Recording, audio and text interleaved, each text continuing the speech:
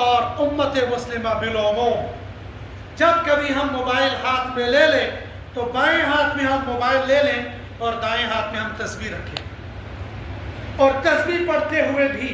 اگر سامنے کوئی چیز آ گئی جس نے دماغ پر اٹیک کر لیا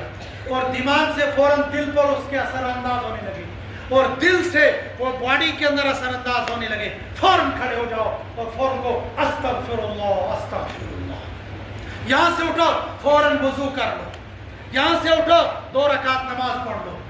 یہاں سے اٹھو قرآن پاک کو ہاتھ میں لو اور زبان پر جاری ہو استغفر اللہ استغفر اللہ استغفر اللہ، لا حول ولا قوت الا باللہ، لا حول ولا قوت الا باللہ۔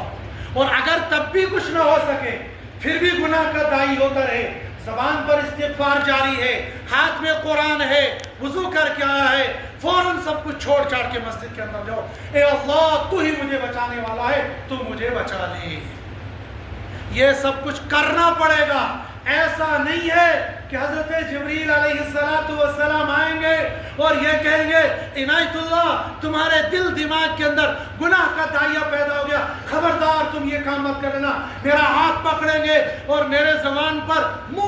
ہاتھ پھیر لیں گے، میرے دماغ پر ہاتھ پھیر لیں گے تاکہ میرے دل سے گناہ کا دائیا اتر جائے گا۔ ایسا نہ ہوا ہے، نہ ہو رہا ہے اور نہ آئندہ کبھی ہوگا، الا ما شاء اللہ۔ یہ حضرت سرور کونین امام الانبیاء خاتم النبیین والمرسلین کی شان تھی کہ اللہ سبحانہ و تعالیٰ نے 4 مرتبہ آپ کے دل مبارک کو نکالا، زمزم سے دھویا بچپن کے اندر تاکہ بچوں والے خیالات نہ آ جائیں، جوانی کے اندر جوانی کے جذبات نہ آ جائیں۔ معراج پر جانا ہے تو اللہ کے دیدار کے لیے اندر اور باہر سے تیار ہو جائے، نبوت کا بوجھ لینا ہے لہذا آج بھی دل دھو لو۔ 4 مرتبہ دل مبارک دھویا گیا اور اللہ کے نبی صلی اللہ علیہ وسلم کو تمام گناہوں سے پاک اور صاف رکھا گیا۔ اس کے علاوہ کسی کے پاس حضرت جبریل نہیں آئے، حضرت میکائیل نہیں آئے، حضرت اسرافیل نہیں آئے، حتیٰ کہ حضرت اسرائیل سب جب آ جائیں گے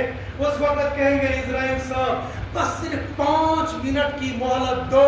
میں غسل وضو کر کے خشوع خضوع کے ساتھ انا اعطینا قل هو اللہ کے ساتھ صلاۃ التوبہ پڑھوں گا، تو کہے گا پتر وقت نکل گیا، اب وقت نہیں رہا ہے، سدا عشق دورہ دکھاتا نہیں، گیا وقت پھر ہاتھ آتا نہیں ہے، یہ تو ابھی تک کا وقت تھا، اب تم کو توبہ کرنے کی مہلت نہیں ہے، وہ وقت کو تو گزر چکا ہے۔ صحابی رسول دکانداری کر رہے، کھجور بیچ رہے ہیں، خاتون باہر سے آئی،